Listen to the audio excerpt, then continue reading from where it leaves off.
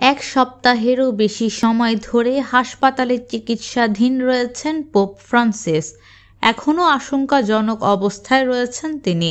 ভ্যাটিকানে বিবৃতিতে জানা গেছে, হাঁপানি ও শ্বাসকষ্টজনিত জটিলতায় আক্রান্ত হয়েছেন পোপ।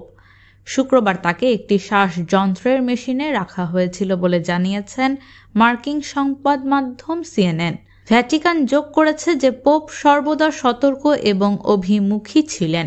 একজন মুখপাত্র উল্লেখ করেছেন, এই মুহূর্তে তাকে বিপদের বাইরে বিবেচনা করা হচ্ছে না। ব্রঙ্কাইটিস এবং তারপরে নিউমোনিয়া সহ ফুসফুস সম্পর্কিত চিকিৎসা সংগ্রামের একটি স্ট্রিং দ্বারা জর্জরিত হওয়ার পরে ফ্রান্সিসকে 2 সপ্তাহ আগে রোমের জেমিলি হাসপাতালে ভর্তি করা হয়েছিল। 2013 সালে পোপ হওয়ার পর থেকে তার বর্তমান হাসপাতালে ভর্তি হওয়া তার প্রথম এবং এখন পর্যন্ত দীর্ঘস্থায়ী। পোপ ফ্রান্সিস তার জীবনের বেশিরভাগ সময় ফুসফুস সংক্রান্ত সমস্যায় ভুগছেন।